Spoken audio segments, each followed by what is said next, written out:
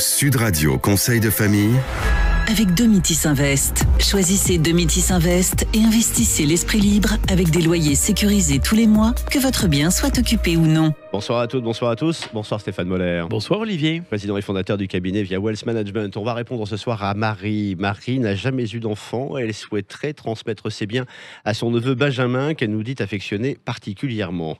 Quel conseil peut-on lui donner ? Oui, c'est toujours intéressant de faire le point sur ces questions récurrentes. Ouais, généralement, en présence d'enfants, ce sont eux, en tant qu'héritiers réservataires, qui sont prioritaires, dans l'ordre de succession.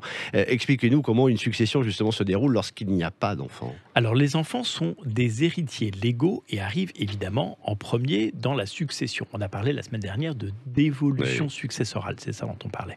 Il faut donc distinguer deux hypothèses. Une personne qui souhaite transmettre à un conjoint et celle qui n'a pas de conjoint. Mais commençons par le cas où un conjoint successible existe. Alors nous l'avions déjà expliqué, depuis 2002, le conjoint est mieux protégé. La loi lui accorde un statut spécifique, il hérite d'une partie de la succession. Et dans le cas, Stéphane, où la personne n'a pas de conjoint ni d'enfant, ce qui semble être le cas de Marie, est-ce qu'elle peut transmettre son patrimoine à son neveu ou à sa nièce ? Alors les neveux et nièces font partie du deuxième ordre de la succession, dans la fameuse dévolution successorale, mais il est impératif de préciser qu'ils n'héritent de rien si leurs parents sont encore vivants. Ouais, clairement, ils ne peuvent se faire attribuer une partie de la succession qu'en cas de décès de l'un de leurs parents. C'est cela, car en l'absence d'enfants, ce sont les ascendants privilégiés comme les parents ou les frères et sœurs qui se partagent la succession. Alors comment faire pour Marie ? Comment est-ce qu'elle peut faire pour transmettre à un neveu qui lui est cher en l'occurrence ? Alors, une personne de moins de 80 ans peut léguer à son neveu la somme de 31 865 € en franchise de droit de succession,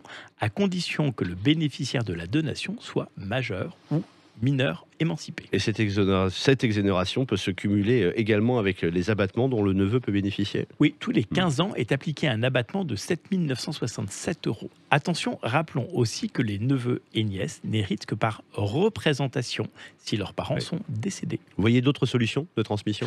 Oui, la création d'une SCI avec ses neveux et nièces, cumulée avec le démembrement de propriété des parts sociales, permettrait à Marie de conserver l'usufruit de ses biens et de les transmettre avec une forte diminution de frais de succession. Et la vente envisagée, bonne idée ? Alors bonne idée aussi, oui. Les neveux ou nièces de Marie pourraient lui acheter ses biens en viager et cela présenterait pour elle 3 avantages. 1, elle bénéficierait d'un complément de revenus. 2, au moment du décès, le neveu de Marie en deviendrait propriétaire. 3, aucun droit de succession ne serait à payer. Seuls les droits de mutation auront été payés. Néanmoins, attention, la vente et les versements doivent être effectués réellement sous peine de requalification par le fisc de donation, ce qui entraînerait le paiement de droits de succession majorés. Voilà Marie, vous savez tout. Si on est allé un peu vite, cette chronique, vous la retrouvez en podcast sudradio.fr et nous on se retrouve demain. À demain Olivier. Toujours ici. C'était Sud Radio Conseil de famille Avec Domitis Invest. Choisissez Domitis Invest et investissez l'esprit libre avec des loyers sécurisés tous les mois, que votre bien soit occupé ou non.